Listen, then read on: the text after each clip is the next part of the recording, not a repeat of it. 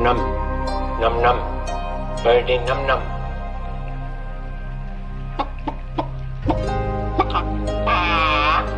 When I have understanding of computers, I shall be the supreme being. God isn't interested in technology. He knows nothing of the potential of the microchip or the silicon revolution. Look how he spends his time. 43 species of parrots. Nipples for men. Don't do that, Jesus Christ! You're gonna get me killed! Out of here! Oh, Billy. I have nipples, Greg. Could you milk me? Happy heresies and welcome to the desert of the real. Yes, we do live in a world where men have nipples and you cannot milk them. We also live in the world where Cthulhu has not risen out of the ocean to wipe out our miserable race. But what else can we do? Certainly Cthulhu likes to interrupt shows, and he interrupted last week's show. But now we are doing a redo, and we are going to go through with it. My name is Miguel Connor. I am your Pompadour of Gnosis. I'm an alligator. I'm a mama and a papa to you. I'm a space invader. Welcome, everybody, to Aeon Bite. And today, very excited to finally get this show on track. We've got Mr. Richard Weber, the hardest working man in the occult show business. Richard, how you doing? Pretty good, yeah. I don't think that the demons and the aeons are going to bother us today. I drew a magic circle around me, and I put the triangle up to trap them all, so we're safe. Oh, good deal. Yeah, I forgot. I told myself I'm going to burn some sage tonight because we need all the help we can get. So I am burning my sage incense, and I will put it down with us, and it will be awesome. Hopefully I don't burn the house or my hand. There you go. You go over here. And with us, too, we've got the Moondog Vance. Vance, how are you doing? Oh, pretty good. I'm not sure that the Aeons are going to leave us alone, though, because I had a little emergency just before the show, and look who showed up in my backyard. Can you see that? It's a snake. Oh, cool. A snake. Wow. Yeah, that's a good omen. Yeah, it's a garden snake, I think. Oh, I thought it was a coral snake. It might be a coral snake, too. I think you might be right. But anyway. Poisonous, yeah. No, he's got really a little thin head. He's got a little thin head. Whatever he is, he's not poisonous. When I lived in Utah, I went out to clean my pool one day, and there was a possum floating in there and a coral snake. And I went, oh, I don't know who won. I guess they both lost. Yeah, I don't think he's a coral snake. He's we're going to talk about snakes all tonight. That would be interesting. Coincidence. Certainly reptilians of some sort. A very, very big kind. Bigger than the dinosaurs. Awesome. Well, I would say that the snake is a symbol of Sophia, so it has to be a good omen. But yeah, anyway, seeing people go into the chat. Excuse me. Richard, of course, always does excellent research, really goes deep, and he will provide an amazing presentation on Lovecraft, the Necronomicon, Grimoires, and secret societies. You will learn something new no matter how experienced you are, and if not, you're going to get a treat because it's a whole new dimension. Not much else. If you have any super chats, please, if you have any questions, please super chat them so we can separate them and get to them. The comment section is filling up pretty fast. Not much housekeeping. We got some exciting shows. A show on occult Germany this week. We've got a show on a useful show on how to use gnosis and magic to heal trauma and PTSD. At some point this month, we will get Chris Knowles with his new book on synchromysticism. Niall from Gnostic Informant is going to join so we can talk some mythology. There'll be a show on the alchemical secrets of Harry Potter. So a lot of good stuff. So please support this show in any way you can. I can't do it without you. Even if you could like or subscribe, whether on your YouTube, the other video platforms like Rockfin, or Rumble, or if you're listening on a podcast provider, give us some good ratings or let us know how we're doing. Don't forget Astronosis is August 9th and 10th of August. Tickets are selling well. and the schedule should be out, and we actually have some interactive workshops and meditation exercises that tie into Sophia, the theme of astronosis. So that's it. Well, Richard, why don't we get started? Let's do this again. Yeah. Do you have to activate something for my slides? I've got them. I there just we go. did. Yes. Wow. Okay. Had me worried. I thought, oh no, not again. And this is the problem this time. Yeah, my God. Okay, great. Well, yeah, our topic is the Necronomicon, but really what we're going to talk about in general is ceremonial magic, because that's what the Necronomicon was supposed to be all about, right? Period. Yeah. But we got to go into the real creator of the Necronomicon first, right? Howard Philip Lovecraft. Now, Lovecraft, I'm sure everybody's familiar with, but just that aren't, was a pulp fiction, horror, gothic, eldritch horror writer, mainly in magazines in the 20s and 30s. He was born in 1820, but he died really young at 46 years of age in 1937 because he had intestinal stomach cancer and he wasn't diagnosed when we'd call it stage 4 now, 2 months before he died. So apparently he didn't keep up with his doctor's visits or anything.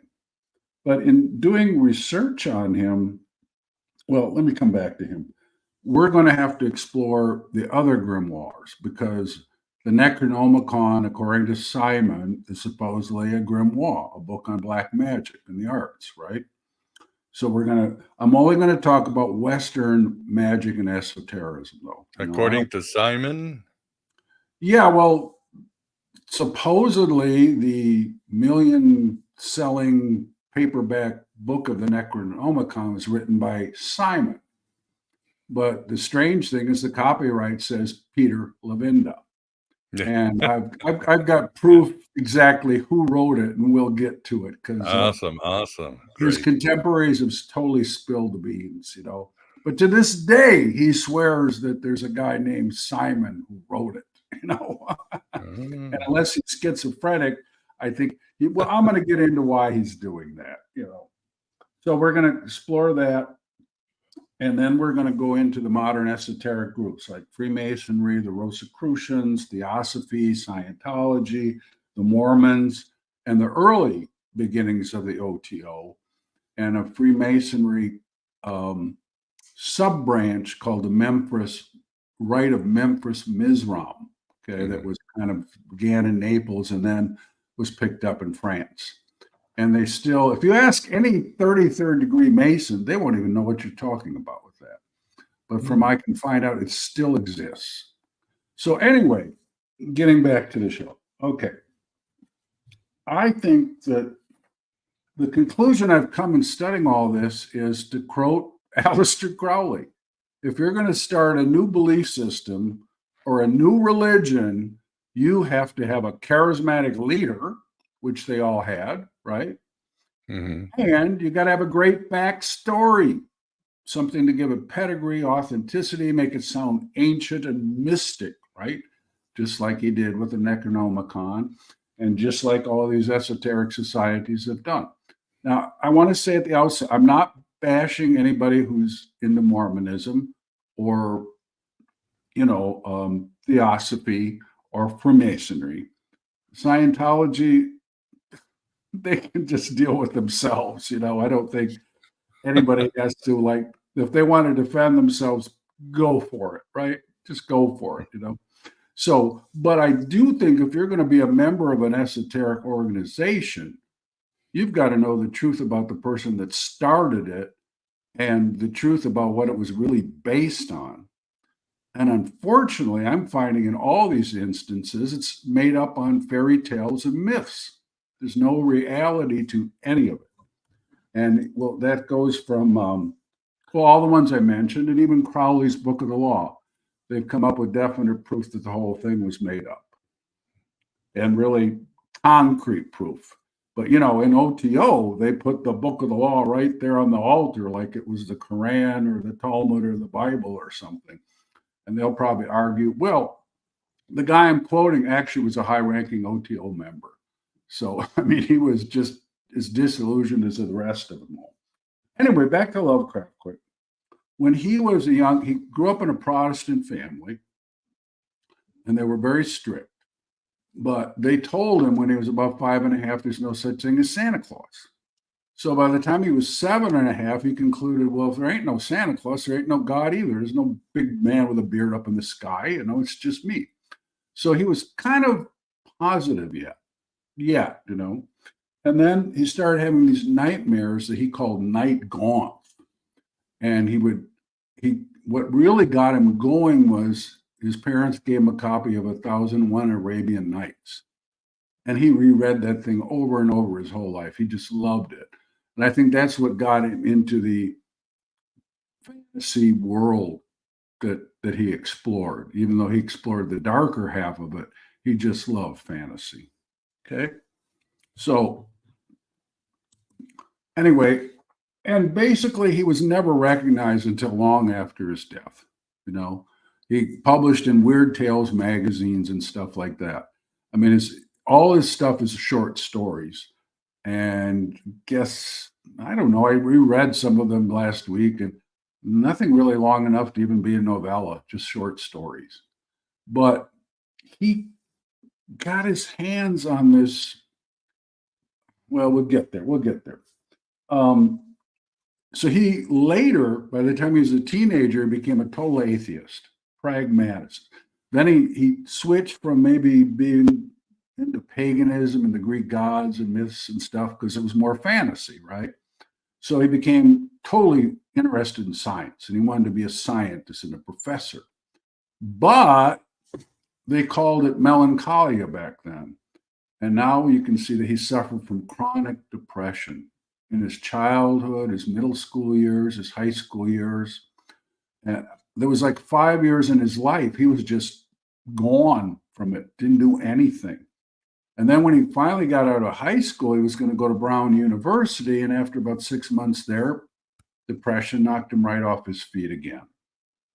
So basically, I don't think he could have held a job, Writing was the thing he did. So what he really did to pay the bills, I don't know. But I got to imagine he was a starving artist his whole life, But he did make great connections. Now, one thing that bugs me about this is being a writer and writing fiction is, do people think that Tom Harris, because he wrote Silence of the Lambs, is a serial killer and a cannibal?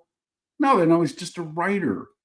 But you can see all over the internet, people are saying, oh, well, Lovecraft had to be an occultist.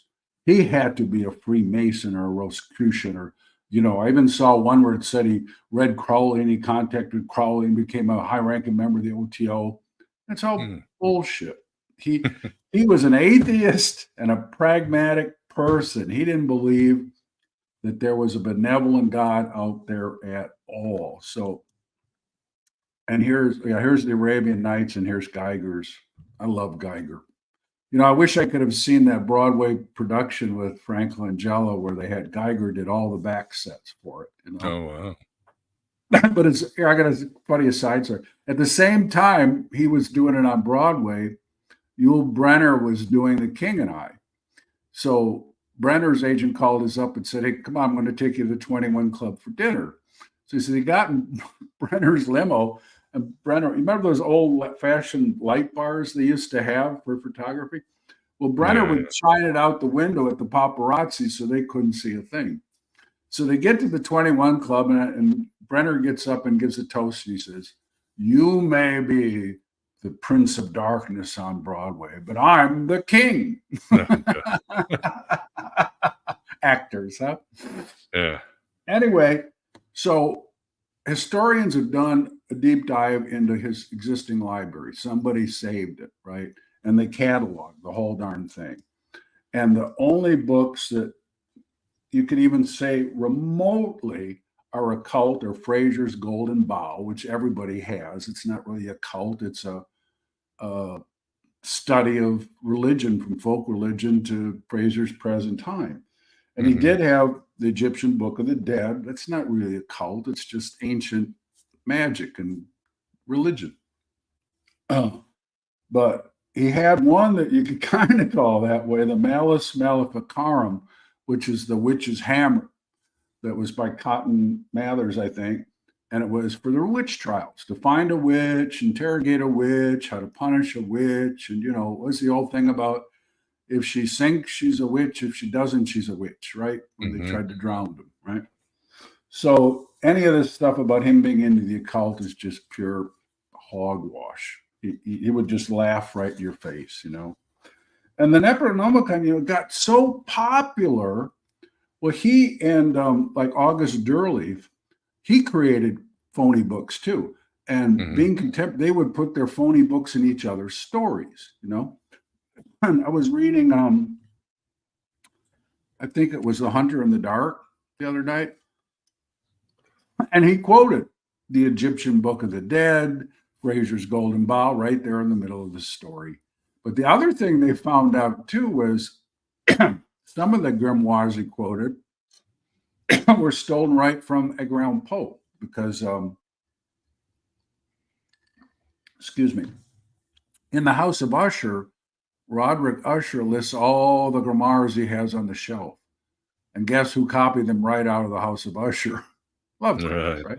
Of course. Plus, they were able to look in his Encyclopedia Britannica and found all sorts of marginal notes about other things he copied right into his stories. But if you notice in his stories, he never elaborates on what was in the books. He just goes on with the story. It's just to set a mood, basically. That's all.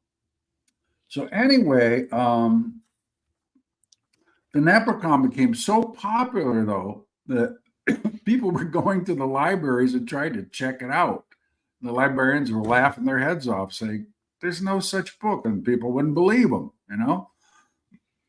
But that's people, So anyway, his mad Arab. Now, the trope that if you read the Necronomicon, the trope is just like a boilerplate trick used by horror writers, right, and thriller writers. I guess you could have a trope in a romance too, the wedding, something like that, right? Is that if you read the Necronomicon, you'll be obsessed, you'll go mad, and you might even be torn apart in the streets of Damascus by demons like the mad Arab Abdul Azrad was, according to the legend, right? I have a funny story about the Necronomicon, though. I was working in Border Patrol, and I had a supervisor who had a master's in philosophy from DePaul. And you would walk in his office to talk, and he'd always be reading. He had nothing on, and he'd put his finger and he'd close the book and talk to you. And I looked at him and I said, is that the Necronomicon? And he went, yes. And he kind of pulled back, got serious, Well, I didn't know the legend, about going insane or anything like that. And I just heard of the book, I said, well, when you're done, could I borrow it? With a straight face, he goes, I don't think I can be responsible. I said, what do you mean? He goes, well, my roommate borrowed it and he went off the deep end. Then he shared it with another friend. And the other friend ended up in a psych ward for 8 months, So I eventually went to the bookstore, got it myself and looked it up a little bit. Well, you didn't have the internet back then. And I went back to him and said, you son of a bitch. You just reeled me right in with the base story of the Necronomicon. Oops. Where'd I go? Oh, your camera went down. Oh. Well, keep going as long as we hear your voice. Yeah. Well, maybe it'll come back. That's weird. Yeah. Anyway, I don't think I bumped anything down there. Anyway, as long as you hear my voice. Yeah, I'm not that pretty anyway, right? Anyway, so now we get into his belief system was cosmicism, it's called, okay? In other words, there's no benevolent God. There's no angels out there. There's maybe some sort of demons, but they're primordial. His belief was that the universe was cold and heartless, and it didn't give a damn. He didn't believe in the permanence of humanity, that we had anything to do but fend for ourselves and struggle and fight just for our daily bread, our existence at all. So he became like a follower of Nietzsche, whose famous line was, God is dead, right? course, Nietzsche kind of meant society killed them off, but in Lovecraft's belief system, there is no such thing. So, and that fits with his writing with this eldritch existential dread that you feel by the last 2 pages of any of his stories, right? Hello? Yeah. Oh, okay. You still there? Okay, good. Yeah, we're all there. We're listening. Okay. I couldn't see you. Okay. All right. Yeah, we So- just made the thing bigger so people can see. Oh, okay, great. Where he got, there's this old thing in writing and art and everything is amateurs borrow, professionals steal. Well, Lovecraft stole this whole idea of a book that would drive you mad from Robert Chambers. His famous work, if you know horror, is The King in Yellow. It was a series of short stories that were interconnected and had this cosmic dread to them. But the trope was that if you read the play from beginning to end, you'd go mad, you'd be obsessed, and you'd be doomed What was the trope? forever. Yeah. So that's The King in Yellow. You can you look there? At it. Yeah, I'm Did there. we lose him? No, Hello? I can hear him. You can hear me? Yeah. Yeah. I lost you Yeah, I too. don't Can know you what hear me, happened to Ben? my- Can anybody hear me? Yeah, I I can hear you. I can hear you. I can hear you. I don't know what happened to my camera. Weird. Somebody read the wrong page of the Necronomicon. I think so. It's going to act up. Anyway, don't need to see me. I got the slides, right? So anyway, that's where he's coming from, and that's why his stories are just as dark as they are, right? So anyway, Stephen King, Joyce Carol Oates have decided to call Lovecraft the father of American Gothic horror. Because I don't know why not Poe, but I guess, well, King has weird tastes. He didn't like Kubrick's The Shining, which I think is insane, but what can I say? Now, there's been, of course, Hollywood's just grabbed, here's, okay, what happened to my slides? Oh, yeah. Hold on a second. There you go. Let me get your slides back up. There you go. There we go. There's the Mad Arab, and there's Chambers, The King in Yellow. If you haven't read it, it's like Lovecraft. It starts slow and it just draws you in and draws you in and draws you in until you're kind of like scared to death. Anyway, but modern films have been made of it. The Dunwich Horror with Dean Stockwell, if you remember the old Quantum Leap original show.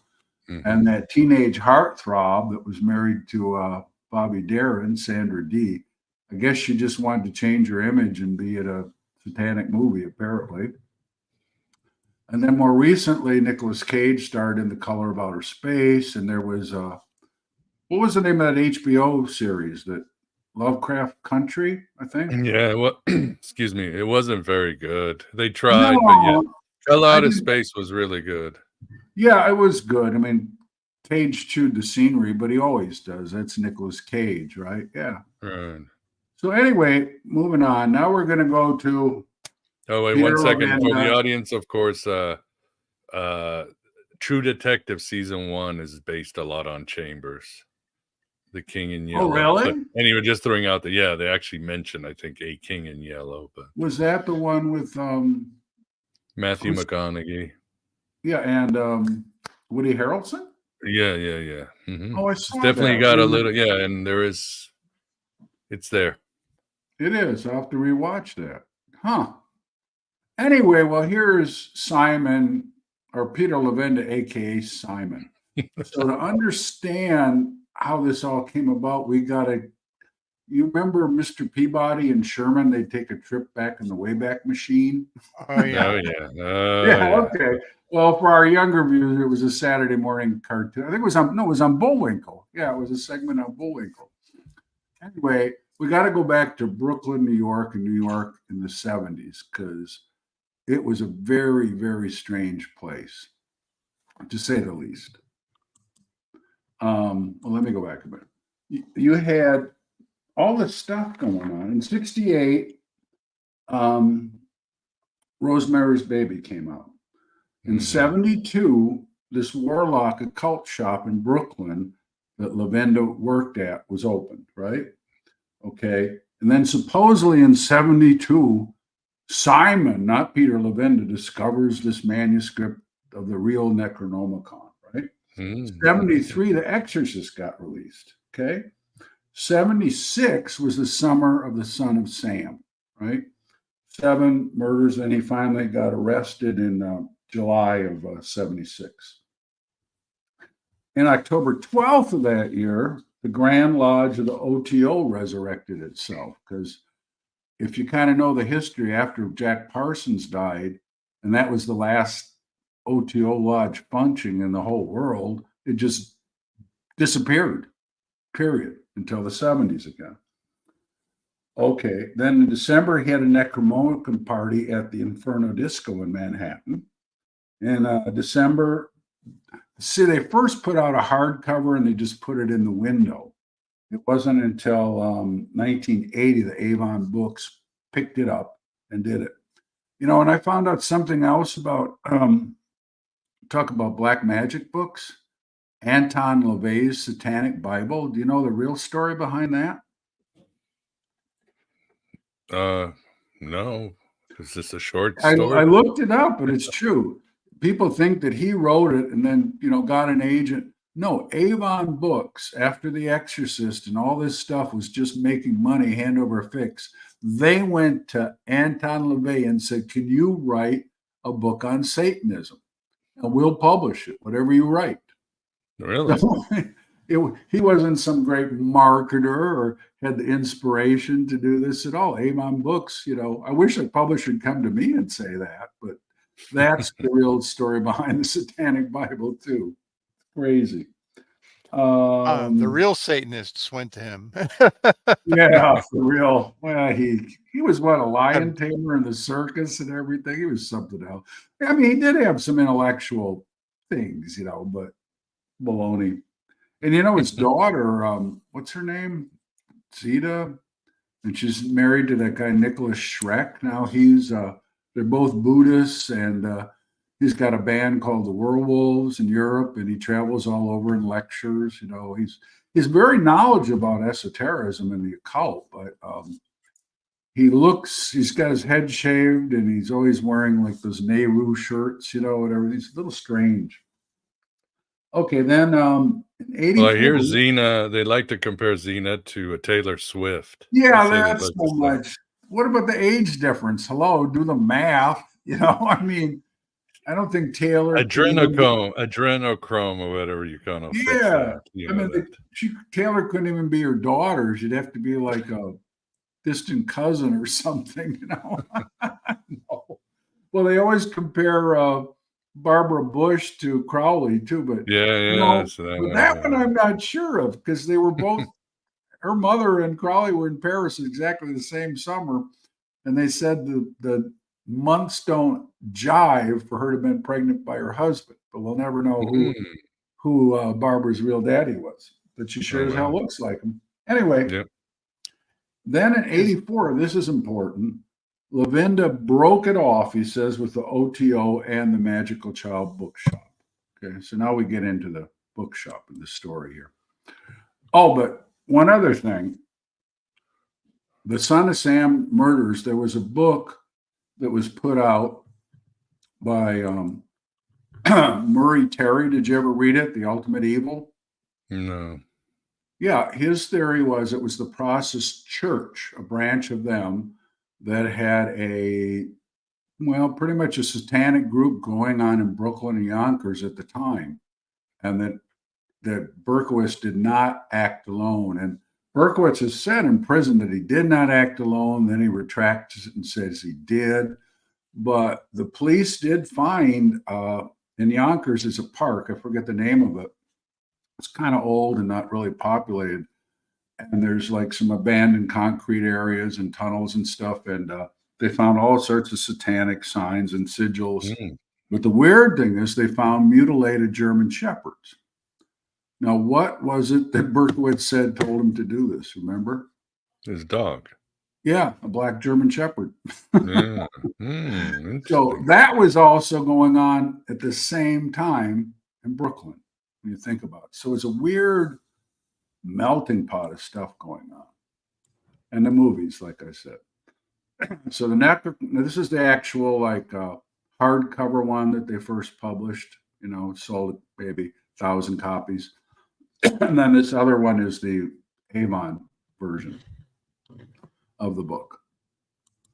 So now the Magical Child Bookshop. It started in Brooklyn as the Warlock Shop. Okay. And this guy, Herman Slater, who, well, I think they should make a movie out of this. These are such characters. Herman Slater was gay and he was Jewish. Right? And by the time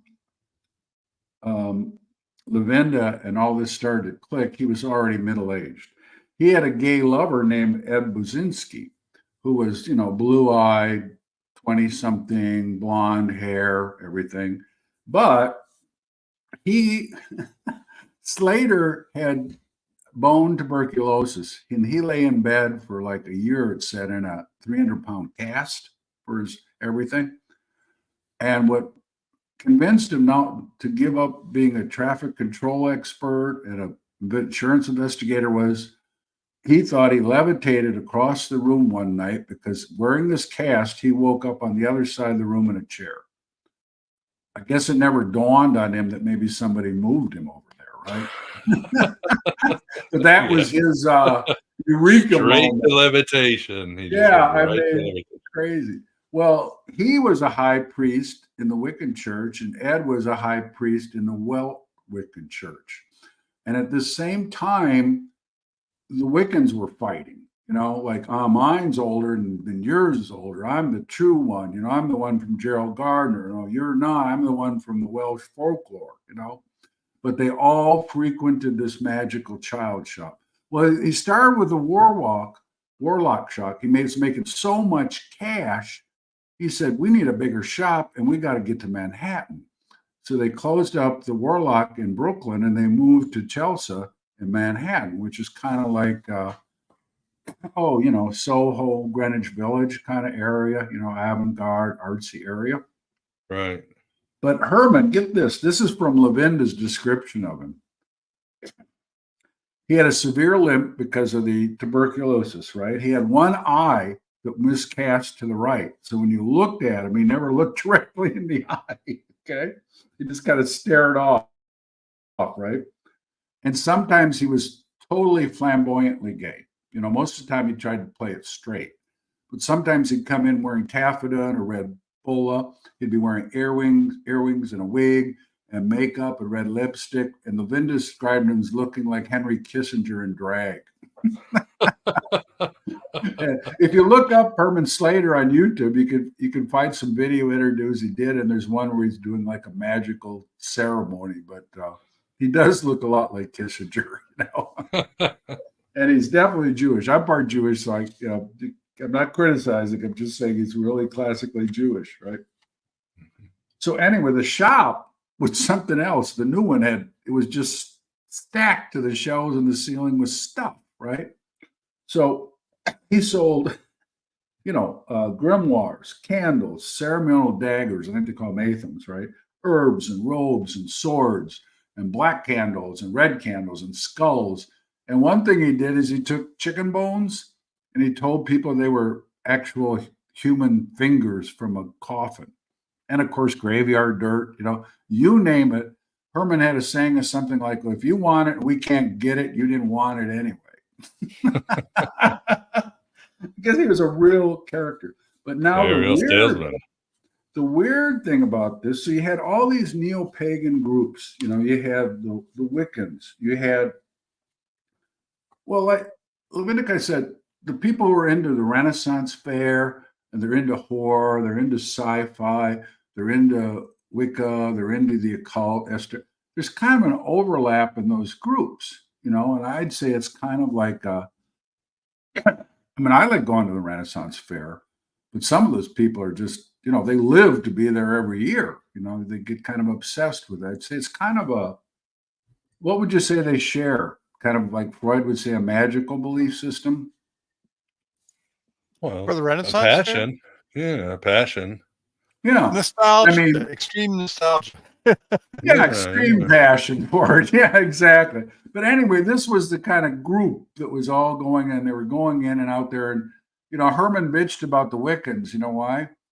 Because when they did their ceremonies, they were naked, sky-clad, and they wouldn't buy any damn robes. That was his biggest markup item. So when he did his stuff, he always made sure he was wearing a robe. Well, okay, so behind the counter, they had a back room with a black curtain. And this is where the Wiccans started to get together for their rituals. It was kind of the founding of the OTO in New York again, because, well, it was starting in California and New York, both coastal, right? And into this mix walks Peter Levindo. Now he's an odd duck too. He wore like dark business suits and a thin tie, and a button-down shirt. He carried a briefcase. He was very soft-spoken, articulate, very knowledgeable about occult and esoteric, right? And aloof. Just kind of, I think he did this to project power. He looked more like somebody from Madison Avenue than an occultist, right?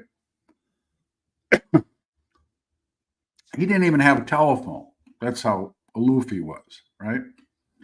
And the strangest thing about him, I found out in reading his dead names, is back in like 1972, where the draft was still raging for the Vietnam War. I don't know if I think one of you remembers that. I do. But you used to, if you didn't have a high draft number, you were kind of like, I might be going out in the next ship or the airplane or whatever you want to call it, So anyway, what was I saying? Oh, the Greek Orthodox Church kind of allowed this secondary branch called the Slavic Eastern Orthodox Catholic Church to be formed. And the only thing you had to do was show some Slavic heritage of some kind, which is a pretty broad brushstroke, Slavic heritage, right? So you could start your own chartered church and you could ordain priests. And the one that started the church didn't have to go to a seminary, and none of the priests did. So guess what Peter Levindo and his best friend did? Became Slavic priests. Exactly. And gee whiz, I guess they didn't have to go to Vietnam then, did they? He doesn't say that in his book, but it's pretty fucking evident, He doesn't say what his draft number was, but I remember, I think I was a freshman in college, and I joined the ROTC just to be safe, because I didn't want to go. Anyway, so he comes in and he's giving all these classes. Yeah, hold on, she's bringing me some more tea. Thanks, baby. Okay, cool.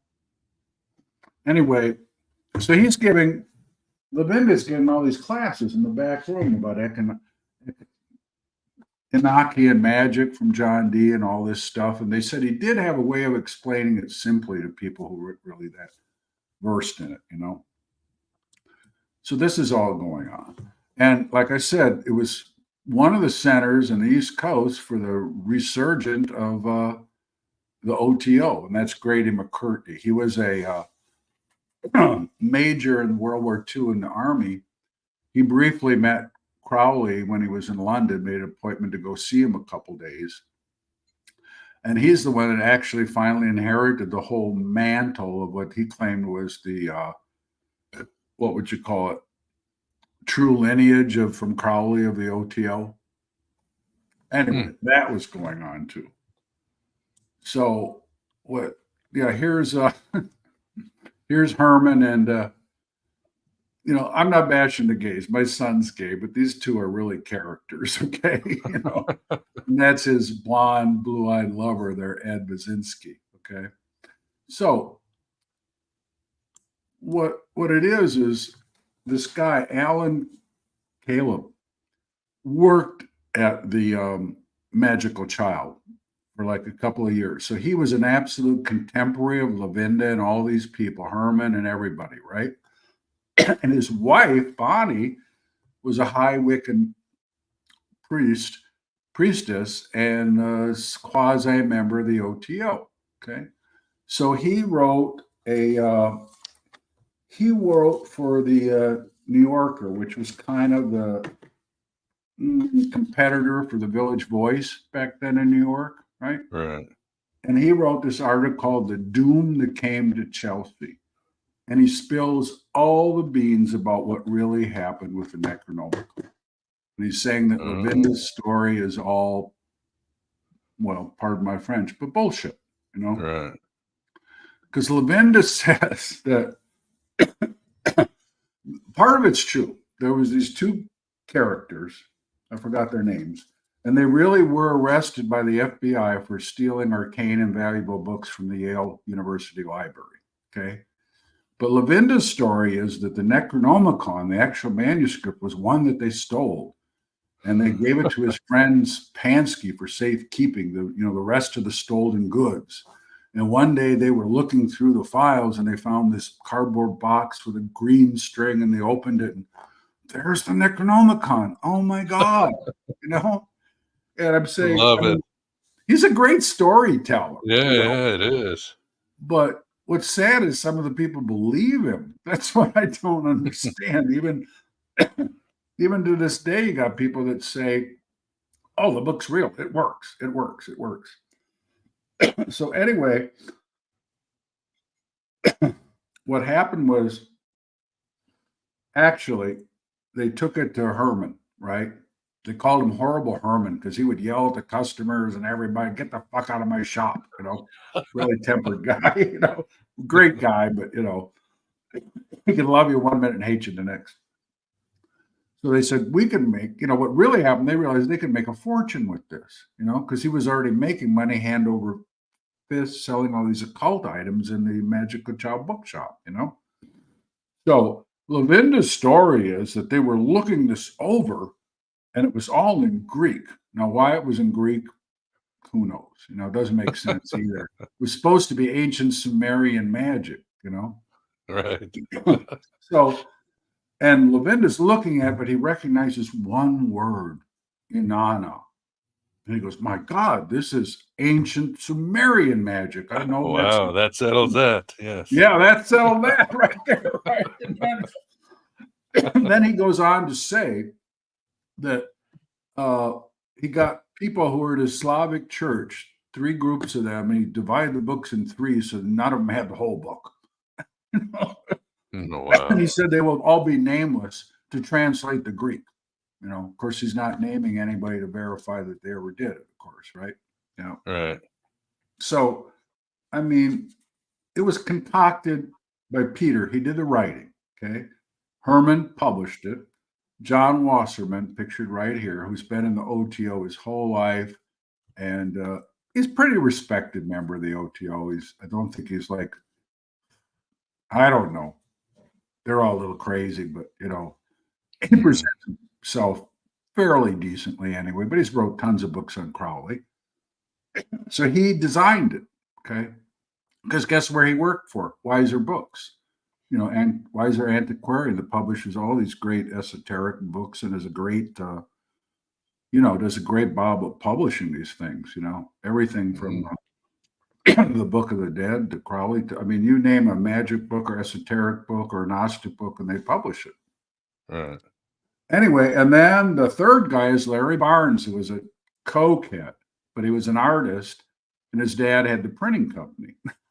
So Larry drew all those supposedly Sumerian symbols and sigils, you know, but well, we'll get into that in a minute anyway.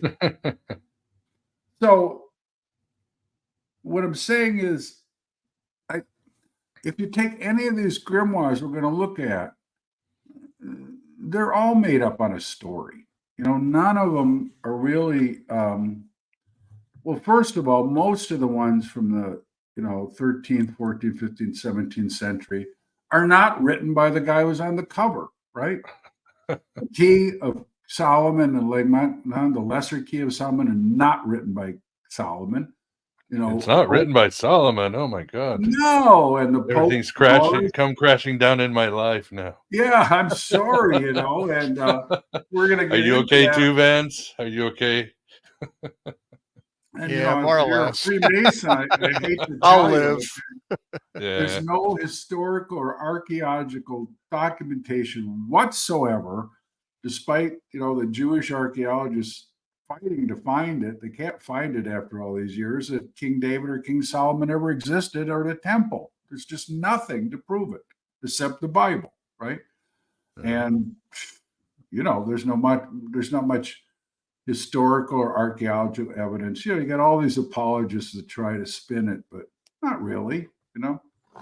Anyway, so what I'm trying to say is Lavinda had the right idea, right? Make a mysterious character and get a mythos behind the book and all this stuff. Oh yeah. But the book is dangerous. So what happened later then is well, Lavinda also got to be really close with Norman Mailer, the famous author, right?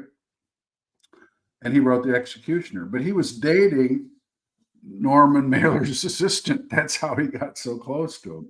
And Mailer even wrote the foreword to Lavinda's book about Nazis and the occult, the Unforeseen Forces book. That was a best. The Norman Mailer? Yeah, the Norman Mailer. Oh, wow. If you look at the book, the foreword is by Norman Mailer. And I wonder, when I first saw that, I said, he doesn't believe in this shit. What the hell? But apparently Lavinda put his spell on him too. Well, he was screwing the guy's secretary. So anyway, this is, I don't mean to mention Crowley, but the OTO just permeates all this stuff I'm finding everywhere, So to celebrate the book's release and everything, a prominent DC attorney had a party at the Plaza Hotel in New York. So it wasn't a small affair. The guest of honor was Grady McCurkry, the new head of the OTO. And the other one was Kenneth Anger, the avant-garde film artist, filmmaker. You see the picture of him there on the bottom. And well, the scene I think up there is from Lucifer Rising on the right. His movies are strikingly visual, but if you ever listen to him lecture, he wants to be Crowley himself. If you notice the tattoo on his chest even says Lucifer. He just something else. And then the other one was I forgot. Marjorie Cameron, right? She starred in his other movie, Resurrection of the Pleasure Dome, right? And she was had this red thing, long fingernails and all that. And you remember who Marjorie Cameron was, right? Yeah, she was the rocket science guy. What's his name? Parsons. Last wife when he blew himself up in the garage, yeah. But she was also, well, we'll get into that when we get to Scientology. That's where she really comes out. So, quickly, the academic issues, problems with the Necronomicon. And I looked this up on the internet. I consulted with Justin Sledge and all these people that really know about Sumerian magic and the language. And they're all saying it's a pastiche. It's just a satire of what a grimoire was. And Lavinda actually first made it to test his students in the back room and have them realize there's something terribly wrong with the grimoire.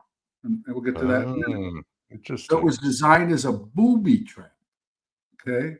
Because there are 3 important steps in ritual magic. Do you know what they are? Oh, I forgot. At this time, Robert Anton Wilson's Illuminatus trilogy came out. And yeah, I remember reading that and I'm like, what is he talking about? But I've got to find out, And then, of course, Anton Wilson was really close with Timothy Leary and, the Guru and LSD at the time. So There was a resurgence in the occult metaphysics all at this time. I would say that they just kind of played right into the whole thing. So anyway, ceremonial magic, right? We're talking about the Western tradition, and the most common one is what they call Solomonic magic that they get from the greater key and the lesser key of Solomon, right? I mean, 9 out of 10 occultists or ritual musicians practice that. Okay. So the booby trap is that he only gives you the first step. Well, no, it's not even the first step. Okay. You've got to protect yourself. And most rituals, like the Abramelin, want you to fast for days or weeks before. They want you to be in devout prayer before you even attempt any of this. Try to get your head on straight, in other words, right? Okay, then, before you even summon anything, you see the lower diagram? Yeah. You have the magic circle with the names of the archangels and God and Hebrew and different things, right? And then you do what's called the lesser banishing ritual, where you face one direction, you say, Raphael before me, Michael to my right, Gabriel behind me, Uriel to my left, Metatron above me. And Crowley added all these, drawing the pentagram in the air and putting the finger to the lips for silence, all that kind of stuff. But I'm going to show there's a method to this. It's not just hocus pocus, So now you're going to summon them and you're in a safe place, right? But you have to bind them, right? You can't just have them floating around the room, right? So you make this triangle, right? See the triangle above it? Yeah. And you put like the Tetranonomicon and names, but see the circle inside? Now, I don't know if it's true, but this guy, Poke Runyon, who's does a lot of videos, and he's got his own ceremonial magic cult out in California. It dawned on him that triangle was a mirror, like John Dee used, like an obsidian mirror, or what you call a black mirror, and that what he does, like in his video, he has the woman stand in front of him in the circle, and she's holding 2 candles. The room's very dimly lit, and she's staring into the circle or the mirror.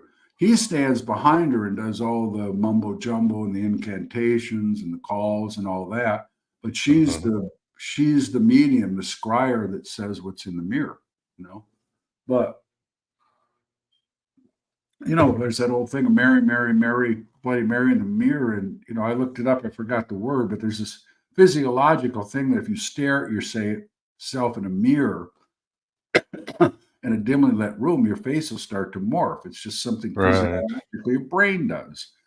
So I would say that could, I'm sorry. I don't believe in angels and demons. So, but, and then the last thing you need to see, you've trapped the angel or demon in there, right? Okay, then what? You got to say, well, thank you very much. I appreciate all your help and your knowledge and all that. Now you may go in peace and leave me alone. Okay, but the Necronomicon that Lavinda does only teaches you how to summon them. So like Sled said, it'd be like inviting a tiger into your room and just hope for the best. I mean, but in a later version of the Necronomicon in the foreword, I see he changed it. Apparently, he got about the criticism. He says, well, here's his excuse. These gods in the Necronomicon are thousands of years older than the Judeo-Christian, the Egyptian gods, and the Greek gods. And all this Judeo-Christian magic and so won't work against them because they're moon gods. And Solomonic magic is sun gods. But then in the next paragraph, he goes, but if you really want to be careful, draw a magic circle and a triangle and pray and fast, and also make sure you have a healthy, not mentally ill mind before you even read this book. So but I see a pattern with this. They all go back on what they say when they get caught, and they make up some more bullshit to go along with it. Oh, Lord have mercy. Yeah, isn't that crazy? No, but there are. Well, the other thing I'll just go over briefly. He takes Semitic, or Akkadian, Babylonian, and Semitic languages, which actually a pro-Hebrew form. And he puts it all in there trying to say it's Sumerian, and it's not. They said it's kind of like taking the Greek gods or the Roman gods and trying to put them on top of Celtic gods. Right. It just doesn't work. It doesn't work. So anyway, and the other thing, I mean, he says he quit the OTO in 1984. Okay, but he published a book called The Dark Lord. Okay. And in this book, it's all about, oh, well, wait a minute. I want to go into Jung quick. Okay. How are we doing on time? We're fine. Oh, okay. We're hitting about an hour, so we're fine. Okay. Good. Okay. Let me get down.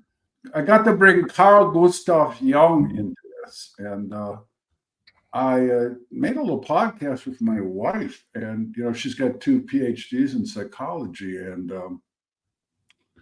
well, she explained it better than I could, really. I was going to have her do it, but she kind of bowed out on me, you know. Oh, wait a minute. I got to go back. I'm up to theosophy. Well, that's a whole nother story there, too. Yeah. That's Carl Jung. Anyway, Jung actually believed that you could use ritual magic to merge your shadow self with your consciousness. All right. But he said you have to do it with great caution, you know, and I think my wife put it succinctly because I said, like, for example, what if I'm doing ceremonial magic and I don't contact any demons? All I want to do is bring in angels, right? That should be safe. And she said, well, that all depends. You know, what Jung is saying is you can become obsessed with that archetype of your shadow self, right?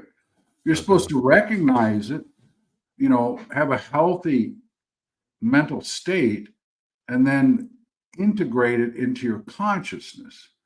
But if you aren't careful with ritual magic, it'll dominate your conscious, you know? And you see these people online going, well, I contacted Beelzebub last week and he's telling me he's guiding my life right down the tracks. And I've contacted Pamion and he's helped me a lot with my studies. And these people, well, I think my wife Wendy said best.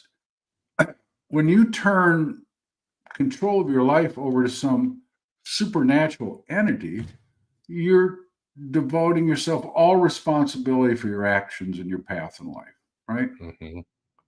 And it's just not going to work. So I was surprised that Jung said you can kind of use it, but it's very dangerous, and you can become well, like Crowley, you know, Machiavellian and kind of a maniac and yeah. Well, yeah, if you leave your shadow out to play, it's like leaving the devil without the triangle. Eventually you got to integrate it. Right, you don't let it just run around your life. But see, what I don't understand is you can kind of superimpose modern psychology onto these ceremonial rituals, you know? Because if you're fasting and you're praying, and, you know, if you create this imaginary, because advanced occultists will say you don't even have to draw the circle, you can just visualize it. You can visualize the triangle and that. But if you think about it, that's kind of what Jung is saying to do to control what you're delving into in your shadow self, right? But I don't think most people, what I don't get is, did these people understand some, I don't know, collective unconsciousness or Akashic record knowledge of psychology that they don't seem to have possessed? You know, why is there this people? Huh? Who's these people? Oh, the people that wrote the Grimoires in the 17th century, and you know, and all the way back to like the Greek papyri texts with their magic, because they all. Well, yeah, I mean, Jung did say that the Gnostics got the collective unconscious. They just called it the pleroma, and they said, well, The mind of the god is in the mind of the human. It's, macrocosm. So it's one and the Right. same. We Yeah, are a reflection hermeticism. of God's mind. Yeah, it's true. But I think the danger is most people playing around with ceremonial magic don't get that. No, they're still living in a Cartesian universe. Not Yeah, the, they're just playing around, and it's okay, and everybody in high school had a Necronomicon, but if you're gonna really play around with it and you're the least bit mentally unstable, it's gonna really yeah, it yeah, might, yeah. it Well, might put you in the psych ward, literally. Okay, yeah, I so think it was anyway, either Timothy Leary or Aldous Huxley said, "An idiot on acid is just an idiot on acid." It's yeah. not gonna. You got to take care of the things underneath the hood before you can really play with these things. Well, I asked my wife too, and I said, "Well, what?" Because she recently, well, in the last 20 years, graduated and got her PhD. I said, "But Jung didn't actually explain in therapy how to actualize this integration because he was so busy coming up with the theories and everything and the Right. archetypes. So I said, you said, would you say that he would recommend that you have to be in therapy to do this? And she said, absolutely. Yeah. Because you can try to do it by yourself, but it's a dangerous road to try to, be your own attorney or doctor, plain English, right? Yeah, yeah. And most therapists are Jungian, but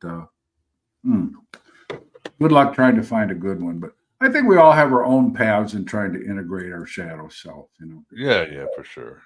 So anyway, this is what I was showing about these various gods that he mixes up in this thing. There's good old Pazuzu from The Exorcist, and then there's Rabushu, who's a vampiric demon, actually, from Babylonia.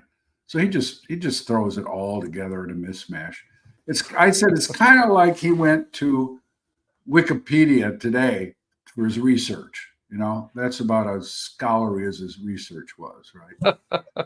In the old days, Gary Gygax is just throwing all these monsters into Dungeons and Dragons, and here it is.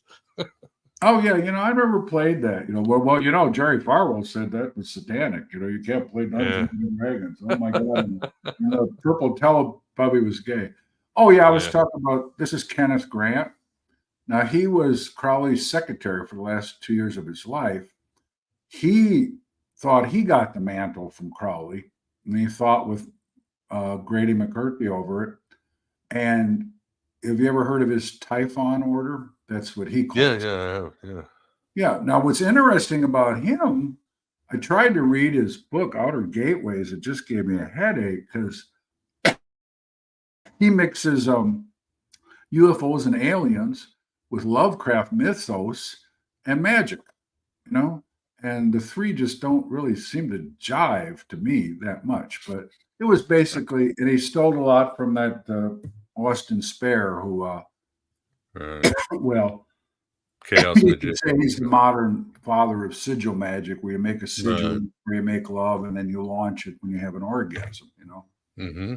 But a lot of people love his books. I don't know how they can understand him because 1 minute he's talking about UFOs, and then the next minute something else. So anyway, these symbols that Lavinda were made by an artist. They don't.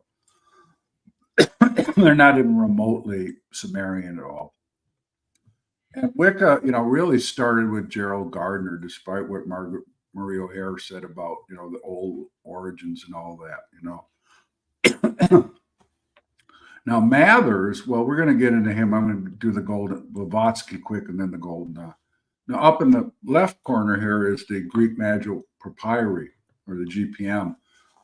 They're not sure, but it was probably, aside from the Egyptian text, it's the oldest text they have on magic. It was like 200 BC compiled to 700 AD. Mm-hmm. So like I'm kind of saying, how many of these books can you say are real? They were all made by various authors and kind of all thrown together by somebody. And so what's real and what's not real? It's just, I think, if you want to believe it's real and it's, you're not harming anybody, then why not? Okay, now we're going to go into Madame Blavatsky. Or wait a minute. Oh no, we got to do. Well, Mathers, right? Samuel Liddell Mathers became head of the Golden Dawn, right? And he and Crowley were best friends at first. And there's a carryover between the Golden Dawn and Blavatsky we're going to get to. But I got to go into this thing about Solomon because we're going to talk about the Freemasons here, right? And 80% of their lower degrees are all based on this myth of King Solomon and the Solomon's Temple. And they, the first 3 degrees, you know, with the trowel and the compass and the board and everything, all relate to, you know, lower understandings for the lower members. The 3rd degree really is talking about brotherhood of brotherhoods with brothers and protecting each other, right? But to go briefly into the legend of Solomon. So Solomon was this great king, and he had all these wives and this big kingdom, which there's no evidence of, and 300 chariots and everything.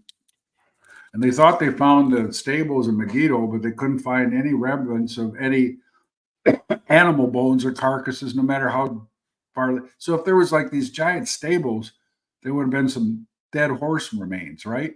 Logically.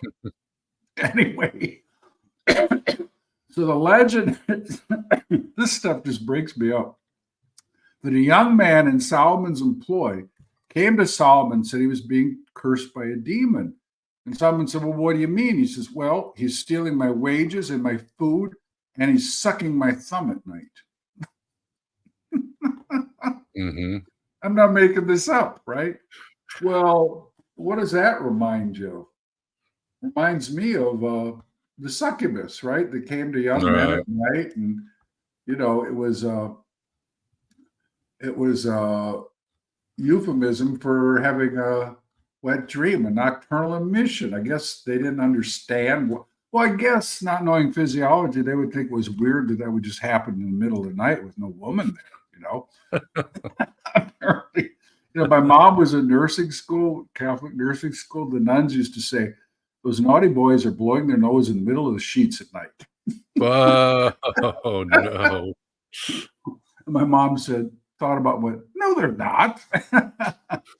So anyway, so Solomon, different versions, Archangel Gabriel Michael came to him, gave him this magic ring. And he said, you know, use this to control the demons to build your temple, right? So in one version, it says Modius, the demon, and he appears and he drives this magic ring with the Solomon seal in the demon's chest, and the demon has to call the other demons. They have to start building him a temple, right? Well, but the Talmudic rules or whatever said you can't use, you have to use unhewn stones. In other words, no tools, right? So Solomon goes on this mountain. He comes back with this magic worm. I bet he was a magic worm. Yeah, the shamir. And the shamir eats through the stones, and therefore all the stones for the temple were unhewn stones. So it followed right through, right?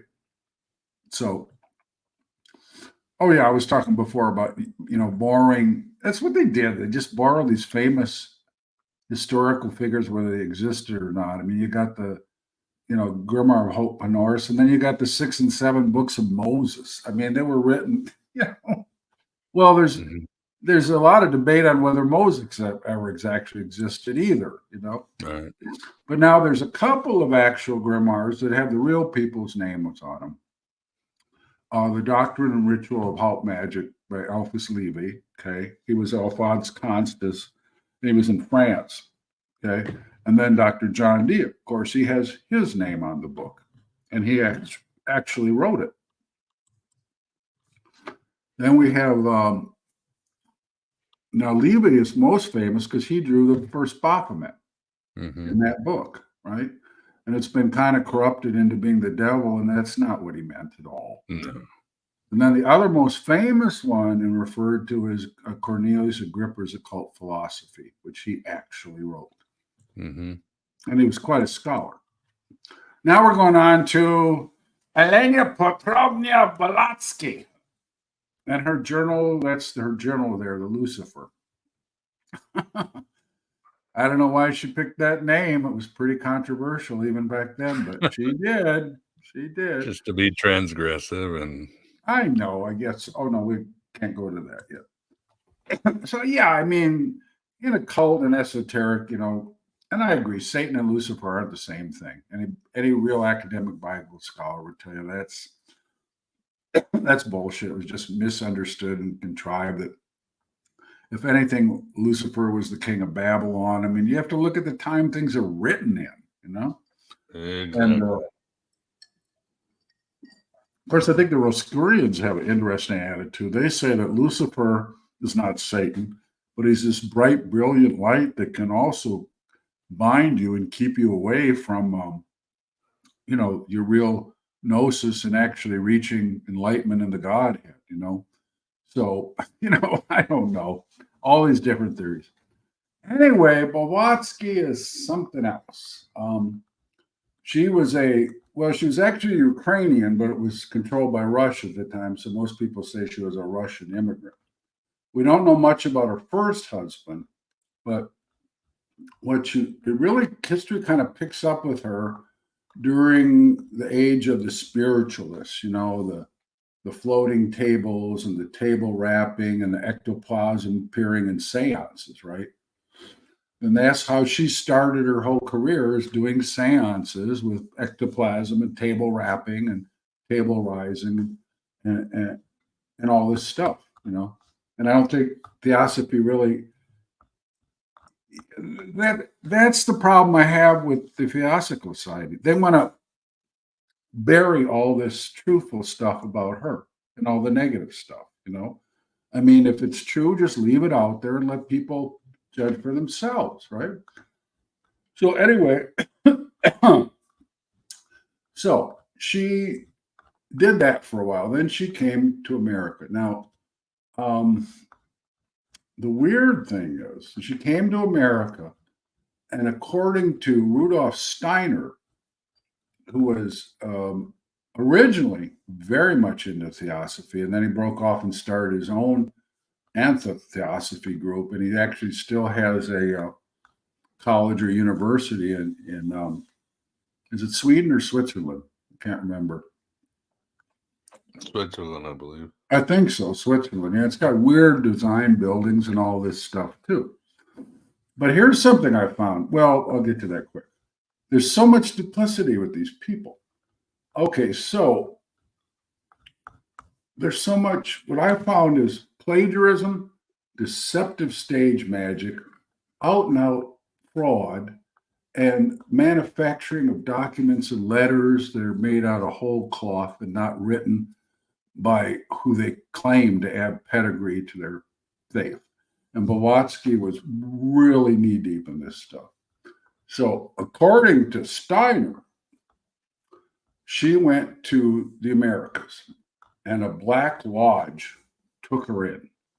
And she was delighted because, you know, she's being, I mean, he didn't say Masons, but it must have been the Masons. But they had ulterior motives. They wanted to use her psychic abilities to control demons or gain knowledge and power to control people and do all these nefarious things. So somehow she realized this, according to Steiner, and fled back to Paris. But until that time, she said she was in communication with the secret chiefs, the Great White Brotherhood. Right. But after that, when she went to Paris, then some East Indian occultists approached her, and suddenly the secret chiefs became the Mahatmas, which were East Indian adepts that lived forever. So her story just totally changed there, right? Of course, Steiner said she was also duped by that group. So I don't know if he was just paranoid or just, I don't know what he was basing any of this on at all. But she was additionally, so she met in New York Henry Steele Alcott, who was a spirit medium at the time, okay? And they were both just doing the table wrapping and all this stuff. So I said about the secret chiefs, right? And there's a bleed over with the Golden Dawn because they thought they were in contact with these secret chiefs too. So anyway, she published her journal, the Lucifer, and then they changed it to Lucius Trust because it was too, I mean, she published stuff like Nietzsche's Thus Spoke Zarathustra, stuff like that. But the problem is plagiarism, for one thing.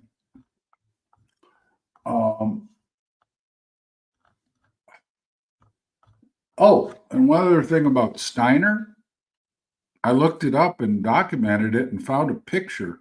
You know what he was wearing when he was buried? No. OTO regalia. Really? And in 1906, Rudolph, Theodore Roos, the head of the OTO, conferred a charter on him and made him the head of the lodge. But you'll never hear of that from anybody that follows Steiner.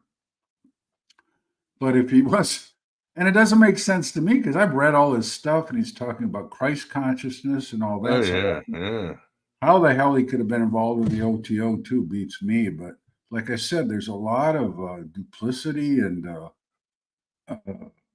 well, you'll see, I'm going to speed this up a little bit, but the OTO and all this dark stuff just permeates all these esoteric societies.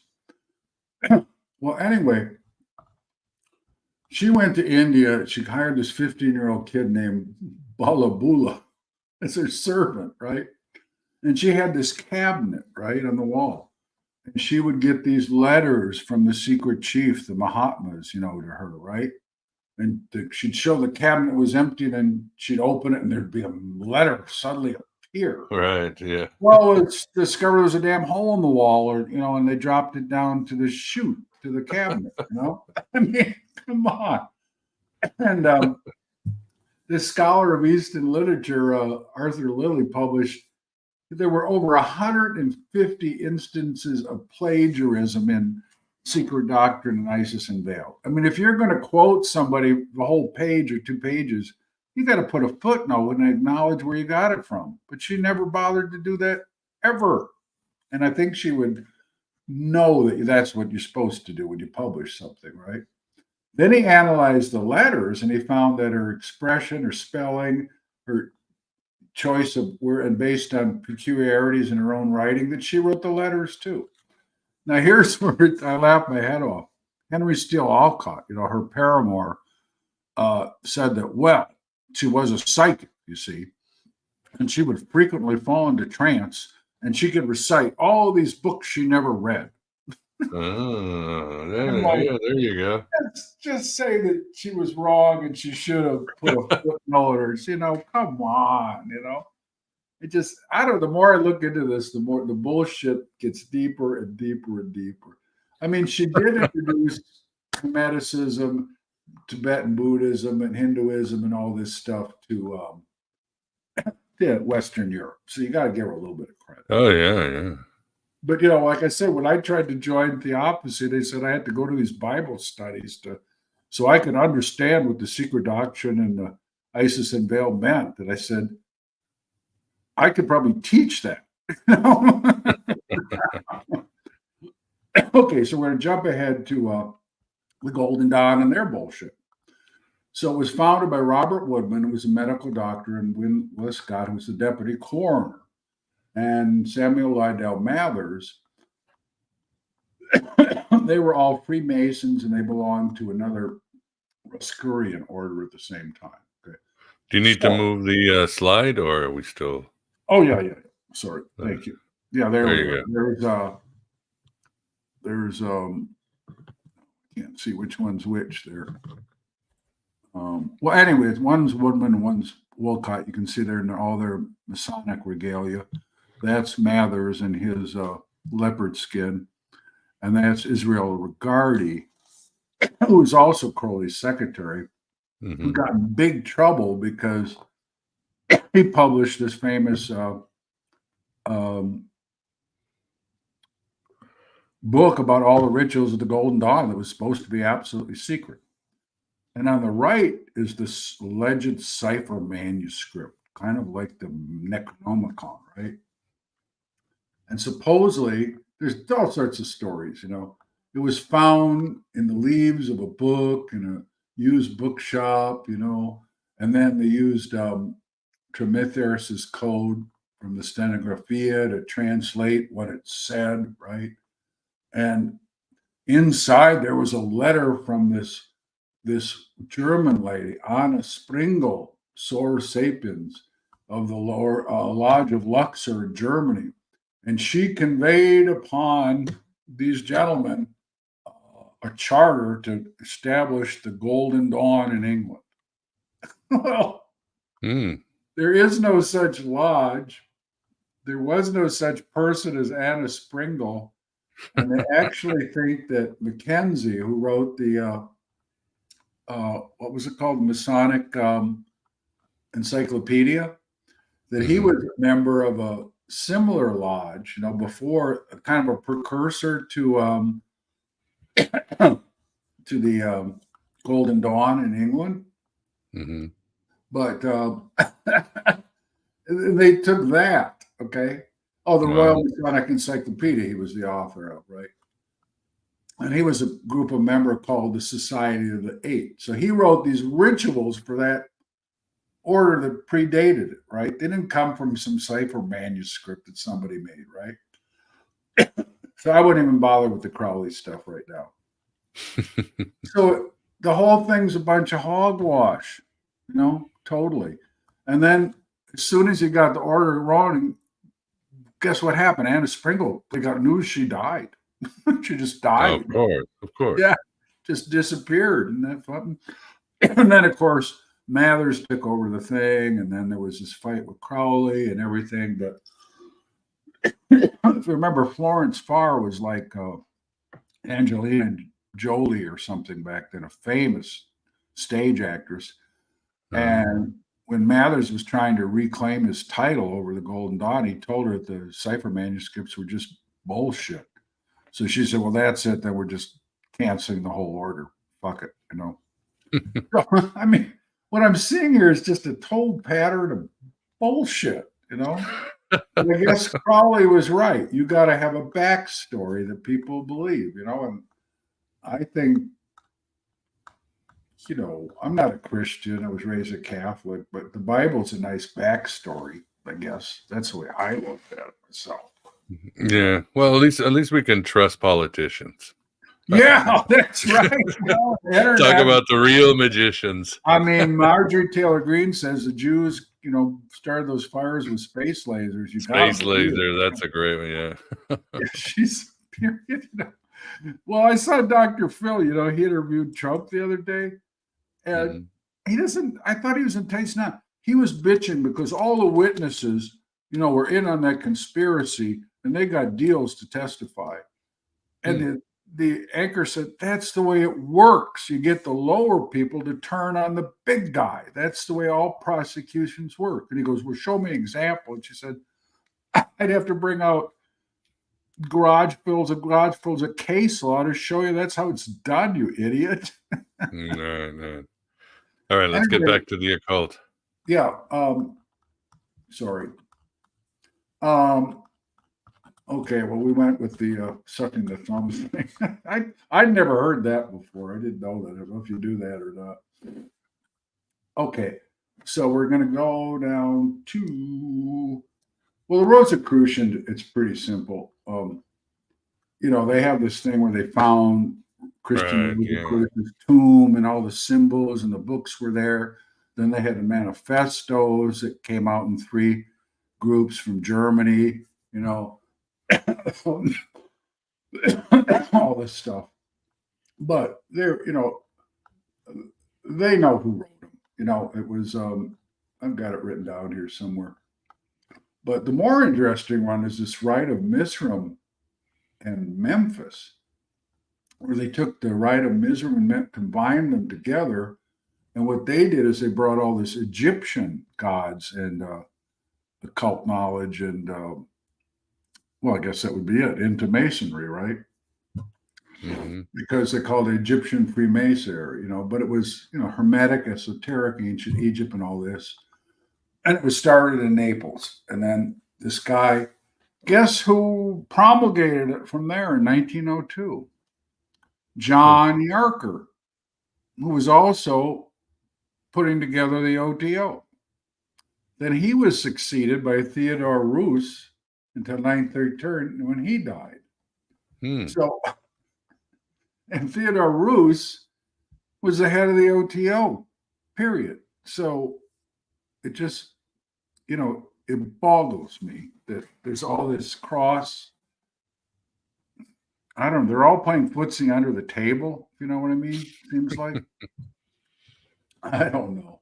And then old Cagliostro, remember him? Supposedly kind of like Saint Germain. He was involved in the Rite of Memphis and all this. Anyway, so that's it. So then from this Rite of Mithra, they came up with the Ordo Templi Orientis, the OTO, right? And then now I read some stuff that said that Crowley and Roos had a real falling out. But the actuality, they didn't have a falling out till Roos was older, had a stroke, and Crowley said, well, maybe he's not capable of running things anymore. So that's, it's kind of like a grumpy old man saying, how dare you accuse me of, whatever, Anyway, let's get into, wait a minute. Yeah, this was a good one. I forgot. There's Roos in the OTO. There's the Egyptian Rite, and there's Pikes, Marls, and Dogs. But, I've talked to, and this is Rudolf von Stauffenberg, head of the Thule, which was kind of the precursor to National Socialism. Of course, when Hitler came into power, he closed every Masonic lodge and every occult or esoteric group and got them all out of Germany. I guess because he was afraid of them, I think, basically. Yeah, von Stupendorf. So Crowley, of course, took over the OTO and created Thelema, right? Now, his new religion, there's a hoax to the whole thing. There's a guy who's a high-ranking OTO member, and he's done the research on the Book of the Law. And it's just amazing what he found out. Remember, the story is that he was on his honeymoon with Rose, and he went to Cairo, right? And he did a rite in the Great Pyramid, called the Undead God or the Unliving God, I think it's called. And Rose said, they're coming. They want to speak to you. They're calling you. And he said, who? And she said, I don't know. Horace? Somebody named Horace? Supposedly, this is so much bullshit. Supposedly that he takes her to the Burlak Museum in Cairo, and she sees the style of revealing as the OT, and there's an image of Horace. She said, that's who's calling you. And the inventory number on the display, of course, was 666. What a coincidence, right? Oh, yeah. Well, there's problems. For one thing, the Burlak Museum closed in 1875, and he was supposedly there with Rose in 1904. And like I said, if it's made up, there was no way for him to know that, unless he sent a telegram. He couldn't look on the internet and find this stuff out, He'd probably been there in the past and just, never thought of it. Now, the original manuscript of the Book of the Law just seems to have vanished. They said that this Karl Germer, who was also a big chief of the OTO, had it, and he turned it over to the US OTO eventually, but nobody's ever seen it. But this Richard T. Cole goes on to tell the story how Crowley was golfing with a printer in Scotland when he lived up in Boleskine House, right? And he was bitching about how terrible the quality of typing paper was. So his friend later gifted him with a new improved typing paper because he was a printer, right? But guess what? It didn't come out till late in 1905 or 1906. Okay. Now, there's a reason I'm saying this.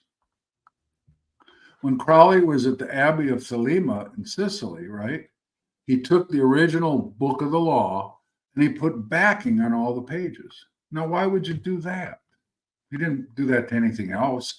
And most of the stuff that they have from him was all in his diaries, not a written manuscript ever, you know, because it was real-time notes of what really happened, you know. Right. So the problem was that this new paper, when you held it up to light, showed the watermark. And if everybody checked, they'd see that the paper he supposedly wrote this on in 1904 didn't exist in 1904. So, gotcha. Interesting, huh? And in Crowley's notebook, there's 5 pages ripped out. Like I said, nobody would have dared to ever touch one of Crowley's notebooks, you know, at the time or years later. That was like, you know, the Book of Mormon or the Quran. You just don't rip pages out of a Crowley notebook, right? And dates were written over to jive more with his story, right? And there were verses in the style of revealing that supposedly this Awas spoke to him with automatic writing, right?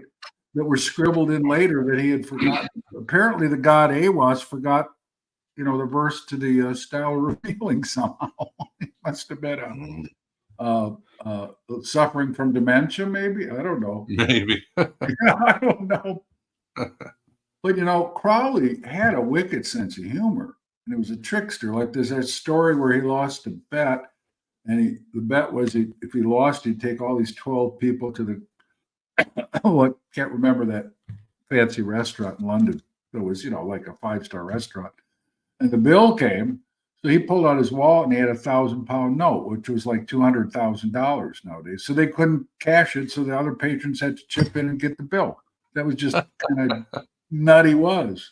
But other people have said, if you look at the name of the entity that supposedly dictated this, it's AIWAS, right? If you drop the A, what does it say? I was. So if we ask the question, who was the author of the Book of the Law? Oh, I get it. I was. It's right there. And see, that's the kind of a weird sense of humor he had, you know? And he thought, well, those idiots don't get it, you know, fuck them. But, you know, somebody will get it and laugh about this, you know? And then supposedly his bullshit story about Theodore Roos coming to him out of the blue, they never met, pounding on his desk saying, you've revealed all the secrets in your book of lies with this how to suck seed and suck eggs, you know, for 69. Well, he admitted later that he must have had that wrong because he just didn't remember it right, because he's sure that he didn't actually write the Book of the Lies till after he'd been in the OTO for a couple of years. So, I mean, he just, they fuck up, they goof up, then they make an excuse and they come back and go, no, that's what really happened, you know? But I thought the one with Blavatsky was best, that she just somehow channeled all these passages from these other books, you know. So, let's forget Mormon.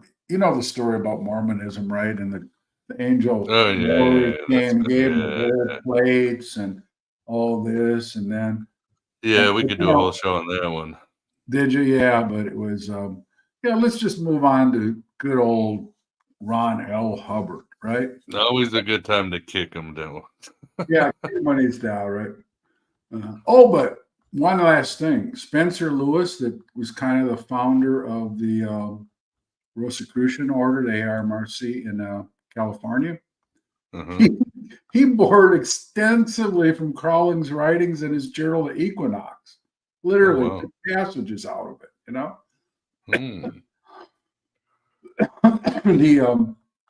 Actually, when you went to the Rosicrucian Library, the actual first edition of Crowley's books were there at the Lending Library until about 1960. So that's what I mean. There's all this footsie under the table with these different groups, you know? And who would expect that, right? So anyway, oh, and then when Crowley said that he took a trip with Annie Besant on a ship back to England, to blow skiing, that doesn't jive either, because she was on a different boat in a different month, and he stopped in Paris on the way back. It's in his diary. He said you'd have to take the Concorde to get from Cairo back to Scotland when he said he did, So he never went to Cairo when he said he did, right? Okay. Well, Hubbard's eldest son, who changed his name to Ronald E. Wolfe, he was Ronald L. Hubbard Jr., but he said his dad discovered magic when he was young with Crowley's Book of the Law. Then he joined the IMROC, the Rosicrucians, and later sued because he was publishing their stuff, right? Then he posed as a Swami in the 40s as a hypnotist. And he said using his hypnotism, he came up with his famous book, Dianetics. Okay. But these are the affirmation he used every day. You believe in many gods and spirits. My magical work is powerful and effective. You are a psychic. You can do automatic writing whenever you wish. Nothing can intervene between you and your holy guardian angel, Diana. Well, that should get your attention, because what was the name of his first book? Dianetics. And his daughter's name was Diana. And the yacht that he used for Sea Org was named Diana. So, in Crowley's OTO, the main thing is to, do what thou wilt, the whole of the law, but it doesn't mean do whatever you want. It means find your true will, which is finding your holy guardian angel. So Hubbard took it literally and thought Diana somehow was his holy guardian angel. Anyway, and it kind of relates to that cult of Dianism, right? So in 1945, Hubbard got out of the Navy. He was looking for a place to live, and ended up at Jack Whiteside Parsons' little Agape Lodge in Pasadena, right? Hubbard was charismatic and charming, and I guess he was a great storyteller. And at first, he wrote Westerns and science fiction and thrillers, everything. He just wanted to be another Heinlein or somebody at that time, Arthur C. Clarke. Now, Parsons was married to Helen Northrop. If you saw the TV show The Strange Angel, it was pretty accurate.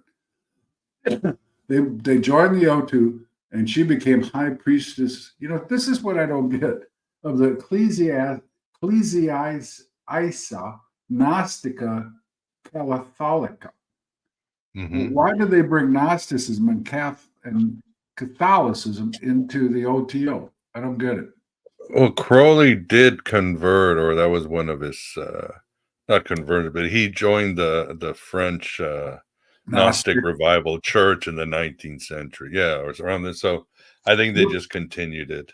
Was it really Gnostic, or what was it, though? I haven't really researched. Yeah, it was based on these visions. God, I'm forgetting the name of the gentleman, Daniel, and the other guy on Cathars and Sophia, and that would take another show. We've covered on the show, but basically he was able to really get the names of these historical Cathars and their teachings very accurately. But then there was, again, it was a revival, and Crowley was part of it. Oh, but it was accurate, not just bullshit. Yeah, the visions of the Cathars was very accurate. But then, obviously, then the scripture and all that was sort of, I'd say, modernized. Yeah. Oh, okay. Well, anyway, moving on. So while Helen, Parsons' wife, was away, her little sister, Sarah Betty, who was 17 at the time, she was like, they kind of showed her in the movie as a little vixen, sexual little temptress, And she joined the lodge, and she was known as Sore Cassip. Sounds like ketchup, Cassip, right? Anyway, she dumped Parsons, and Helen dumped Parsons, his wife, and took up with Willard T. Smith, who was the original head of the lodge. And Crowley decided that Parsons was much more suited, but he was smart. He told Smith that he had a vision And his holy guardian angel spoke to him and said that Smith needed to go on a vision quest to Mexico. Oh, Of course, Smith just walked away and did it, you know. But he took Helen with him, and then they had a child together. So their child is like, I don't remember, Sally Parsons Smith. So Parson was originally sleeping with his wife's younger 17-year-old sister, right? But then she fell under Hubbard's spell, right? And then they perpetuated that fraudulent scheme where he got $10,000. They were going to sell yachts in Florida and all this stuff. And, you know, Crowley wrote to him and said, I think he's a con man. Not only did he steal your wife, but your other girl too. You know? So Crowley could see through the whole thing. Anyway, Betty Helen ended up marrying Hubbard bigamously because he was still married to Margaret Grove. I don't know if she was any relation to Judy Garland. But Betty was right by his side when he made Dianetics. And she was like his personal auditor, you know. I think your listeners know what an auditor is, right? But their marriage fell apart because he was mentally and physically abusive, and domestic violence is what we call it today. So she attempted to flee. So Hubbard kidnapped her. He strapped her in a chair and repeated over and over again, didn't let her sleep, wouldn't let her eat, wouldn't let her go to the bathroom. You love your husband, you'll never leave him. You love your husband, you never leave him. Well, guess what? That didn't work. So Hubbard kidnapped their daughter, Alexis, and he fled to Cuba with the baby girl. So she finally got a divorce from him after struggling and get him to come back from Cuba. But on his deathbed, he wrote his one daughter, his only daughter, out of his will, right? And then in 1986, long after he's dead, the Scientology orgs, I don't know if it was McCavendish or what, but his lawyers tried to get Betty to sign an affidavit saying that Alexis wasn't Ron L. Hubbard's son, but his son's son, Robert L. Hubbard Jr. And she told him to go put it where the sun never shines. You know, see, that's the problem I have.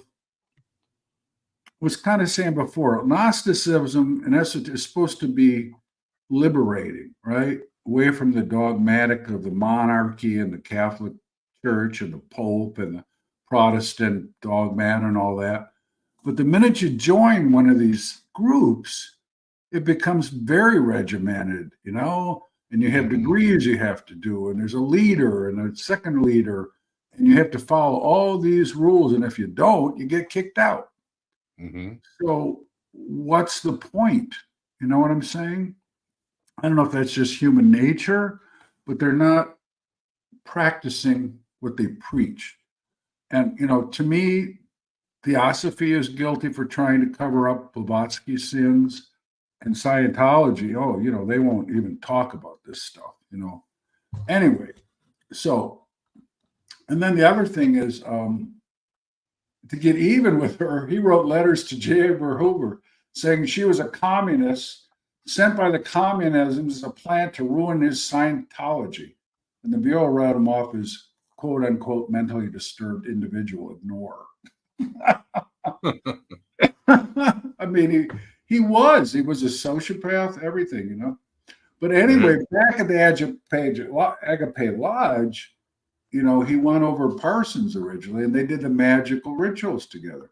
He would take notes, like Parsons at first, you know, did his, what do you call it, solo sex magic, where you masturbate on sigils and talismans and stuff like that, and do rituals. But then there came a knock on the door one day, and they were trying to get in touch with the redheaded Whore of Babylon. And who shows up at the front door but Marjorie Cameron, who's pale, striking, beautiful redhead.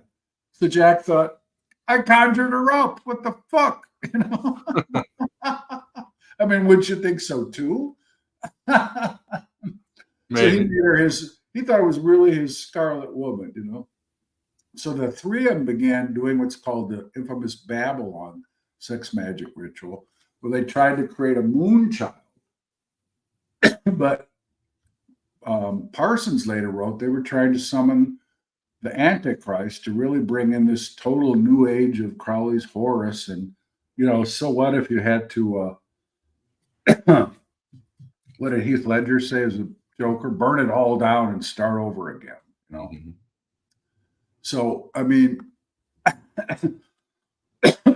so she later married him and she was with him the day that he blew himself up in the garage. He was supposedly making explosives for film set with mercury fulminate and dropped it. But, other people speculated he was killed.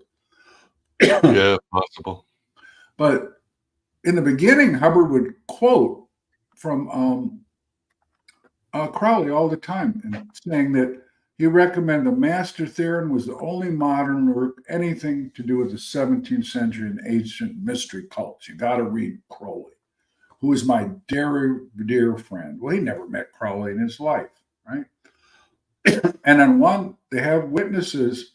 He had volunteers on what were called the Sea Org that had to serve on his yacht, I'm sure he had a legitimate captain, etc. But, the cooks and the people that made the beds and served him his food were all volunteers. Well, two women, and one with a pseudonym called Heidi Forrester, says he would lay on top of her, right? As far as she could tell, he had no erection. However, using his hand some way, he managed to get his penis in me, she said. And for the next hour, he didn't move. He didn't do anything at all. But if you know about tantric sex ritual, where you don't climax by ejaculation, that's what he was trying to do, right? He was trying to do tantric sex. There's the other side where you climax and launch it, but, not this one. So later, Forrester was ordered to create the Where's the Moon Child we've been working with my Babylon working. And when she couldn't produce one, he called her treasonous and punished her severely and kicked her out of the organization. Oh, dear. Yeah. So Crowley's son said that his father took Crowley's death in December of 19 very hard, prompting Hubbard to take over the mantle of the beast, is what he thought. He thought he was going to take over Crowley's mantle. And he's quoted as saying, "My father did not worship the devil. He thought he was the devil." And, of course, Scientology will, I think they've given up kind of on suing people over this because it's all documented. But it's kind of like Masonry, I found Albert Pike's Morals and Dogma in a half-price bookstore years ago in Tucson when I lived there, and I read it and I just couldn't understand it. I think you really have to read about 20 different books to understand what the hell he was talking about most of the time. But you'd have to hunt high and low to find a 33-degree Mason or Shriner that's ever even cracked the book. I talked to some of my friends that were, and they said, "Oh yeah, I got all that crap in the garage, but I don't care about that. I'm just, I just like being in the brotherhood." So it's interesting, Anyway, that's about it. We should probably finish up. We're getting close to 2 hours. Oh shit! Really? See, I was afraid of that. You just talk too much, Miguel. Oh my God! Well, I'm pretty well done. We're going to skip over Mormonism, but I would just sum it up by saying what Crowley said: to start a new belief system or religion, you have to have a charismatic leader. Then you have to make up some sort of an ancient mystic backstory, and then people will jump on board. But my wife did come up with one thing. It was Adler that said, a very small portion of our population are leaders and charismatic. The rest of us just want to be followers. And that's because it makes us feel safe and secure to follow and leave it ever up to somebody else. But some of us are seekers of the truth, and we don't want to follow anybody. Yeah, she nailed it. Yeah. You spent 2 hours and she nailed it in like 2 sentences. Yeah, she really. Next time we're gonna have your wife there, Richard. But All right. yeah, I would say, yeah, read Plato's Republic and Noble Lie. Graham, who was he's in the chat, he's done a lot of things that most religions come from Plato's Noble Lie, most movement secrets. I mean, this stuff was already designed thousands of years ago. But let me bring you, Vance. What do you have to say, or do you have a comment or question? Well, I don't have a question. There's so much there. It's hard to come up with a particular question. But what I will say is, now we all know how to start our own religion, cult, yeah, and religion. Right? Just wash all these people together. I was trying to connect the dots to show the duplicity, and that's the way you start a cult or you start a group. You make up a story. Well, let's open a shop downtown Chicago. Yeah, I think so. I don't think there isn't a cult shop in Dallas here that I know. There used to be a really spooky one in Tucson, and it even had an elaborate magic circle in the floor and everything you could think of. But it kind of we're all model makers, right? We make models of the universe. We populate them with gods or atoms or strings or exactly. Big Bang theories or whatever. Some of them are more useful than others. Some of them match what we see happening in the universe, and some of them my wife would say if you become obsessed with science, that's not good either. It's not good to be obsessed with any one thing. Moderation, everything. But it's hard to do. Well, anyway, thank you for having me back. I appreciate it.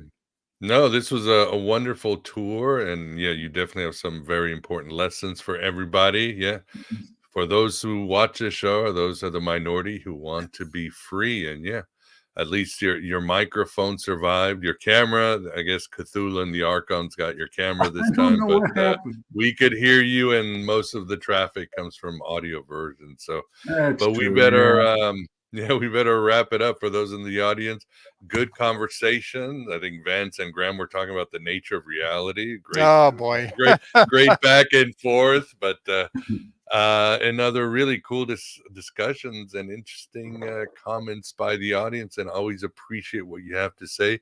Always appreciate your company and your support. So first, I'll say, Vance, thanks for keeping us company, and I hope no demons grab you on the street. So stay away from the street, like the mad Arab. I got my snake, but that's about as far as I got into the Lovecraft. That's see. I guess Cthulhu the inflation's hurting Cthulhu. He can only afford to send a snake. For one tentacle. You better put some sigils under your bed tonight. Make sure you're safe.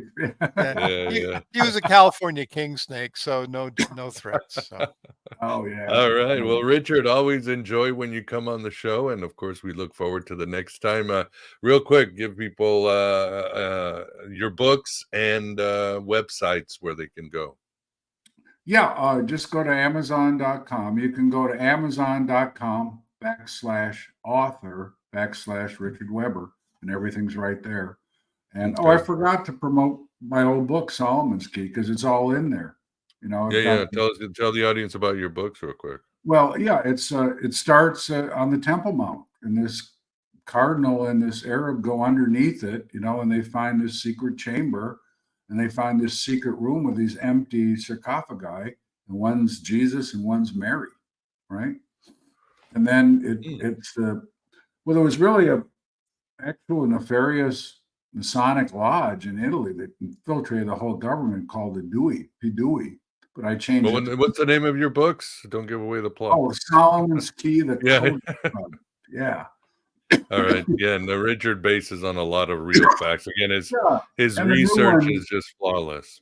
And the new one is Predator, the LOLITA affair is full of ritual magic too. And I documented it, and the Black Mass was told to me by a lady that said she attended one. So, I like to get my facts, at least halfway straight. No, 100% straight if I can. There you go. Until the ascended master, White Brother, tells you otherwise. Yeah, all right, everybody. Waiting for that telegram. Yeah. Look in your closet. There's a note. Yeah, okay. But everyone, really appreciate it. We do have an AB Live tomorrow. We will be talking about healing trauma through gnosis with Nathan Dubé, who's an excellent chaos magician, great insights on Jung, and was the former editor of the legendary magazine Disinfo. So we will check you out tomorrow, and everybody have a good rest of your evening, and thanks for keeping us company. Take care, everybody.